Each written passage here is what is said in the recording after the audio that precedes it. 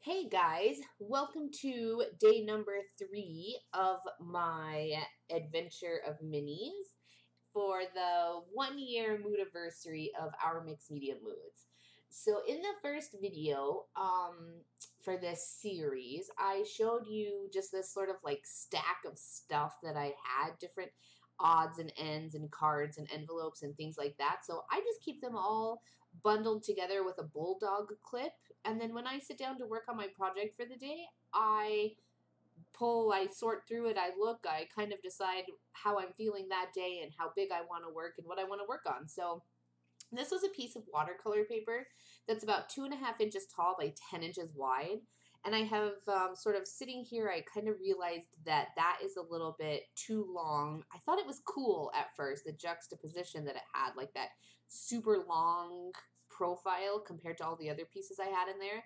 But then I realized wherever I'm going with this in the end, it's probably not going to work quite that long. And it's watercolor paper. And then I did come in with an idea on this one.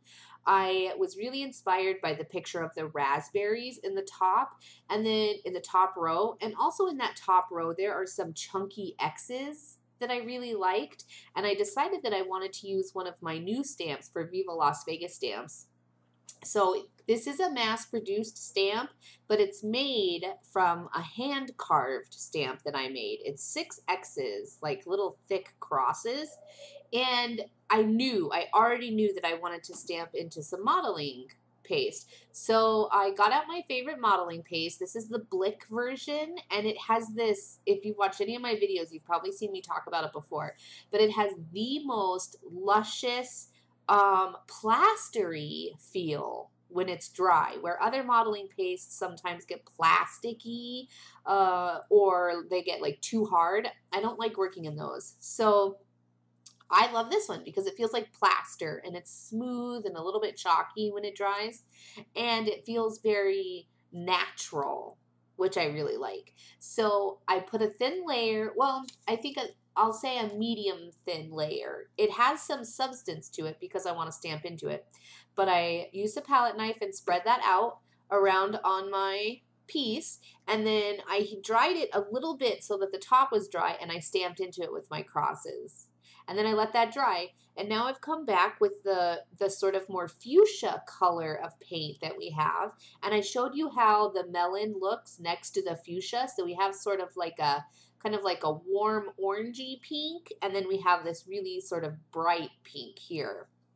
And it's not quite neon, but it is it has a lot of like punch to it, I guess I could say. All right.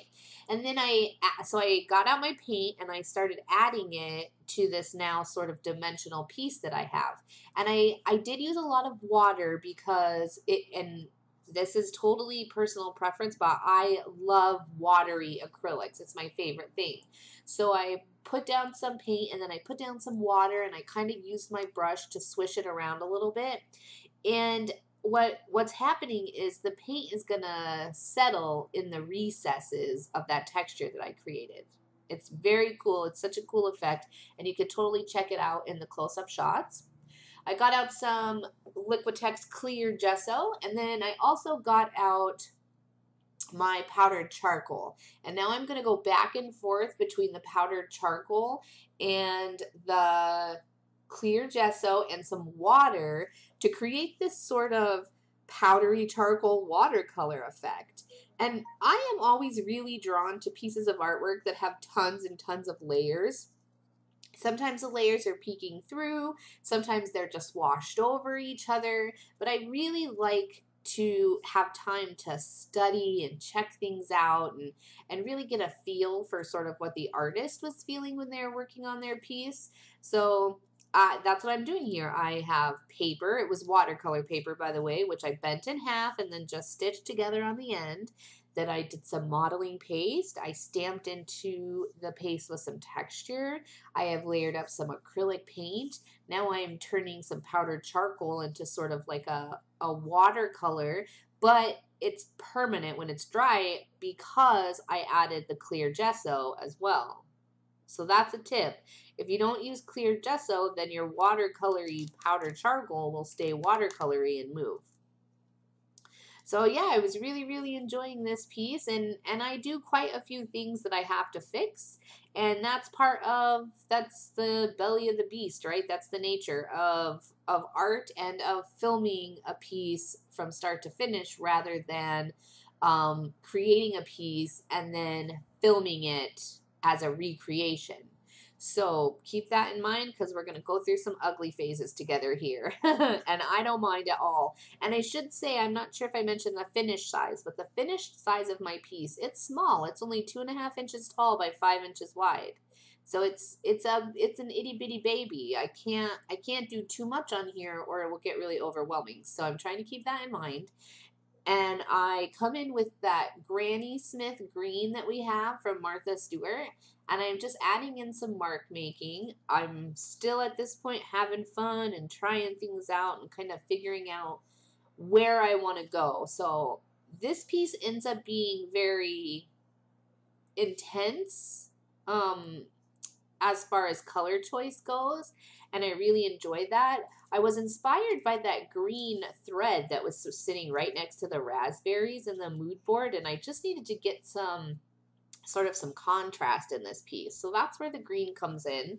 And then I thought, after I had these sort of little brush stroke circles shapes, that I wanted to add some more intensity, and why, I'm not sure, but I got out my black Posca paint pen and I circled all of those little green squares. And then at that point I realized that I didn't like the thread anymore. I used the melon thread because that's what was in my sewing machine, but I didn't like how different it was than that pink. It wasn't coordinating. So I cut it off as much as I could. I missed like one little strand, and then I did some black stitching. I got unlazy and I changed the thread in my sewing machine, and then I stitched around my piece. And this really helps bring it together, I think.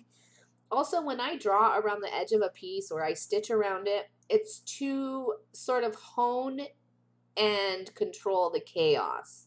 Because a lot of stuff is happening, and I'm spreading things out to the edge of my project, and the paint goes all the way to the edge, and it could, in your mind's eye, it could go forever. So to sometimes help reel in the chaos, I'll create a border around my page. And then I did use that Posca marker to kind of fill in those circles, not all the way, but just put little black dots in there.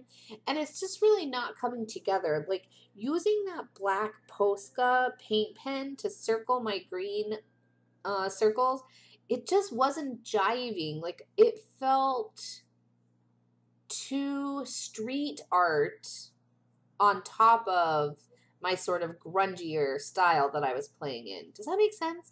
It just wasn't cohesive. It wasn't working well, and I wasn't happy with it. So then I got out some golden fluid acrylic in carbon black and a palette knife, and I started scraping. And then I got this awesome new mister today at Blick, and I say today, I'm doing my voiceover the next day over, but it's the coolest mister ever, and I'll totally link to it and make sure that you can see what I'm talking about.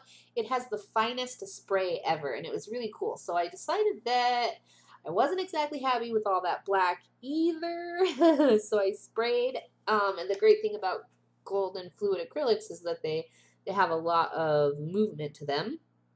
So they're kind of meant to be played with water. So I sprayed it down, and I wiped a bunch of it off. And then I thought, okay, that's looking good, because as I layered that acrylic paint on top of the other acrylic paints, they start to bond together. But because it was still sort of wet on the top and I added water, when I wiped it away, some of that Posca paint pen, some of the green came up, a tiny bit of the purple or pink came up. So I liked it. It took me a little while to get there, but it was good. So I put some paint down, put some paint down, put some paint down, put some paint down, put some water down, lifted up some paint, and then I was happy. And that's okay. It's okay that it took me that long to get there. And I'm glad that you got to see that it took me that long to get there, because it is important to know that it's not going to be perfect. Every step is not going to be the step. Like, it's not always going to be good. There are ugly parts of art. There certainly are. But now I love how the piece came together and how grungy it feels, and how the how the stitching picked up the paint around the edge of the card, and it's just really cool. So I'm loving it now. I'm loving it. I love the finished piece. I have a little piece of, it's a piece of vintage text, but it comes from an atlas. And so it has all these longitude and latitude numbers on it, and I use it a lot in my artwork. I love it. I love the feel of it. It's going to be very sad when I run out of it, but until it's gone, I'm using it because it's awesome. It's white and black rather than other vintage texts that tend to have that kind of tan color to them, which I really like, and then it has a bunch of numbers in addition to its letters, so it's very cool. I folded it over my very thick card. I stapled it on with a Tim Holtz tiny attacher, and then I also used some of Tim Holtz's tissue paper. I really love big thick numbers, so I cut out some numbers. They don't mean anything to me. 190, 180. They're just very cool up at the top, and I used some gel medium to put those down. So that's it. Oh, you know, I said gel medium, but this is 3D gloss by Finnabair. And I don't choose one over the other. Really, I don't. It's just kind of whatever I can find or have close on hand. All right. So thanks so much for joining me. And this was day 3. I'll be back with day 4 in the next, I don't know, 36-ish hours, you know. And please enjoy. Don't forget to visit my great friend Jen, Mixed Media Jen. She's doing tons of videos with me to celebrate our Moodiversary.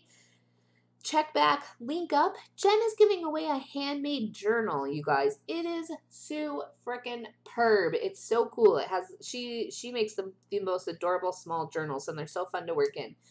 Feel free to subscribe. Check out my other videos, and I'm always, always, always, always so glad to have you here. Thank you so much for joining me, and I'll see you next time.